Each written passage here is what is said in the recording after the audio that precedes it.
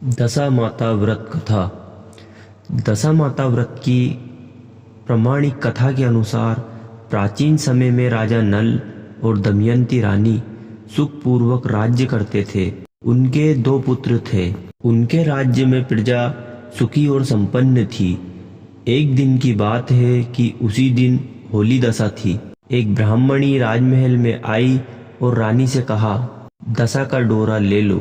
बीच में दासी बोली, हाँ रानी साहिबा, आज के दिन सभी सुहागिन महिलाएं दशा माता की पूजन और व्रत करती हैं तथा इस डोरे की पूजा करके गले में बांधती है, जिससे अपने घर में सुख समृद्धि आती है।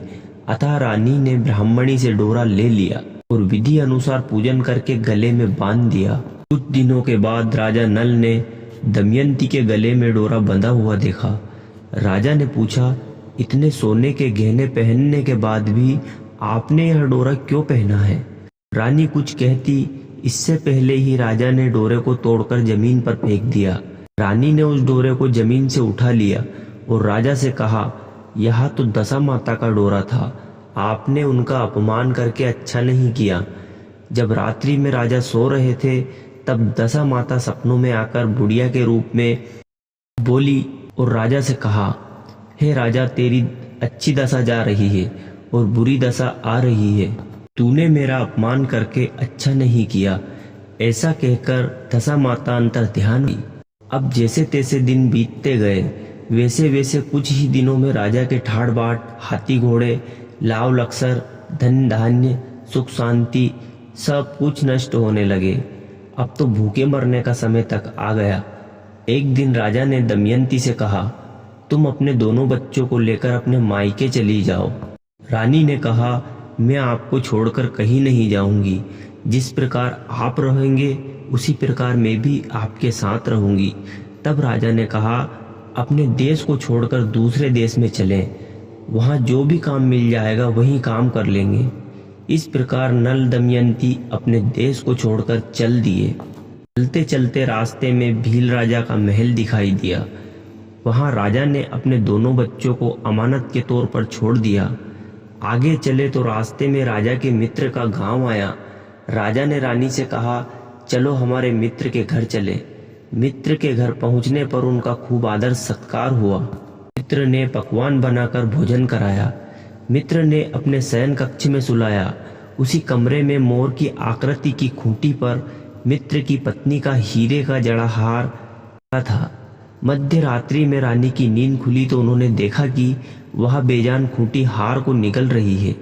यह देखकर रानी ने तुरंत राजा को जगाकर दिखाया और दोनों ने विचार किया कि सुबह होने पर मित्र के पूछने पर क्या जवाब देंगे।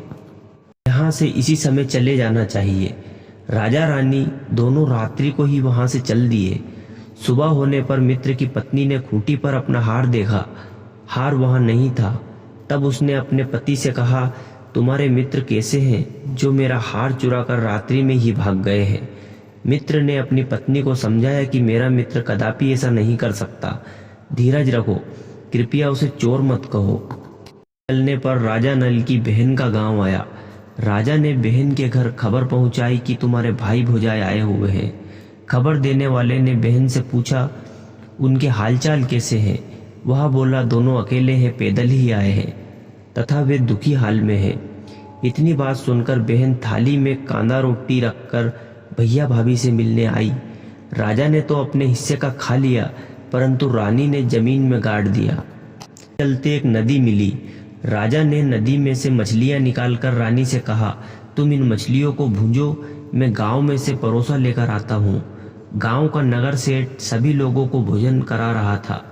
राजा गांव में गया और परोसा लेकर वहां से चला तो रास्ते में चील ने झपटा मारा तो सारा भोजन नीचे गिर गया। राजा ने सोचा कि रानी विचार करेगी कि राजा तो भोजन करके आ गया और मेरे लिए कुछ भी नहीं लाया। उधर रानी मछलियां भूनने लगी तो दुर्भाग्य से सभी मछलियां जीवित होकर नदी में चली गई। रानी उदास होकर सोचने लगी कि राजा पूछेंगे और सोचेंगे कि सारी मछलियां खुद खा गई है। जब राजा आए तो मन ही मन समझ गए और वहां से आगे चल दिए। चलते चलते रानी के मायके का गांव आया। राजा ने कहा, तुम अपने मायके चली जाओ, वहां दासी का कोई भी काम कर लेना। मैं इसी गांव में कहीं नौकर हो जाऊंगा। इस प्रकार रानी महल में दासी का काम करने लगी और राजा तेली के घाने पर काम करने लगा। दोनों को काम करते बहुत दिन हो गए। जब होली दशा का दिन आया तब सभी रानियों ने सिर धोकर स्नान किया। दासी ने भी स्नान किया। दासी ने रानियों का सिर गूंथा तो राजमाता ने कहा, मैं भी तेरा सिर गूंथ दूं। ऐसा कहकर राजमाता जब दासी का सिर गूंथ ही रही थी तभी उन्होंने दासी के सिर में पद्म देखा। यह देखकर राजमाता की आंखें भर आई और उनकी आंखों में आंसू की बूंदें गिरी। आंसू जब दासी की पीठ पर गिरे तो दासी ने पूछा, आप क्यों रो रही हैं? राजमाता ने कहा, तेरे जैसी मेरी भी बेटी है जिसके सिर में भी पद्म था। तेरे सिर में भी पद्म है। यह देखकर मुझे उसकी याद आ गई। तब दासी ने कहा, मैं ही आपकी बेटी हूँ। दशा माता के कोप से मेरे बुरे दिन चल रहे हैं, इसलिए यहाँ चली आई। माता ने कहा, बेटी तूने यह बात हमसे क्यों छिपाई? दासी ने कहा, माँ मैं यह सब कुछ बता देती तो मेरे बुरे दिन नहीं कटते। आज मैं दशा माता का व्रत करूंगी तथा उनसे गलती की क्षमा याचना करूंगी। तो राजमाता ने बेटी से पूछा, हमारे जमाई राजा कहाँ हैं? बेटी बोली, वे इसी गांव में किसी तेली के घर काम कर रहे हैं। अब गांव में उनकी खोज कराई गई, उन्हें महल में लेकर आए। जमाई राजा को स्नान कराया, नए वस्त्र पहनाए और पकवान बनवाकर उन्हें भोजन कराया गया। अब दशा माता के आशीर्वाद से राजा नल और दमयंती के अच्छे दिन लौट आए। कुछ दिन वही बिताने के बाद अपने राज्य जाने को कहा। दमयंती के पिता ने खूब सारा धन, लाव लक्सर, हाथी घोड़े आदि देकर बेटी जमाई को विदा किया। रास्ते में वही जगह आई जहां रानी ने मछलियों को भूना था और राजा के हाथ से चील ने झपट्टा मारा था। भोजन जमीन पर गिर गया था। तब राजा ने कहा, तुमने सोचा होगा कि मैंने अकेले भोजन कर लिया होगा, परंतु चील ने झपटा मारकर उसे गिरा दिया। अब रानी ने कहा, आपने सोचा होगा कि मैंने मछलियां भूनकर अकेले ही खा ली होगी, परंतु वे तो जीवित होकर नदी में चली गई थी। चलते चलते अब राजा की बहन का गांव आया। राजा ने बहन को यहाँ खबर भेजी। खबर देने वाले से पूछा कि उनके हालचाल कैसे हैं। उन्होंने बताया कि वे बहुत अच्छी दशा में हैं। उनके साथ हाथी घोड़े लाव लक्सर है। यह सुनकर राजा की बहन मोतियों की थाल सजा कर लाई। तभी दमयंती ने धरती माता से प्रार्थना की और कहा, माँ आज मैं तेरी अमानत तुझे वापस दे दूं। यह कहकर उस जगह को खोदा जहाँ कांदा रोटी गाड़ दिया था। खोदने पर रोटी तो सोने की और कांदा चांदी का हो गया। ये दोनों चीजें बहन की थाली में डाल दी और आगे चलने की तैयारी करने लगे। वहां से चलकर राजा अपने मित्र के घर पहुंचे। मित्र ने उनका पहले के समान खूब आदर सत्कार किया और सम्मान किया। रात्रि विश्राम के लिए उन्हें उसी शयन कक्ष में सुलाया। मोरनी वाली खूंटी के हार निगल जाने वाली बात से नींद नहीं आई। आधी रात के समय वही मोरनी वाली खूंटी हार उगलने लगी तो राजा ने अपने मित्र को जगाया तथा रानी ने मित्र की पत्नी को जगाकर दिखाया, आपका हार तो इसने निगल लिया था। आपने सोचा होगा कि हार हमने चुराया है। दूसरे दिन ही प्रातः काल नित्य कर्म से निपटकर वहां से चल दिए। वे भील राजा के यहाँ पहुंचे और अपने पुत्रों को मांगा तो भील ने देने से मना कर दिया। गांव के लोगों ने उन बच्चों को वापस दिलाया।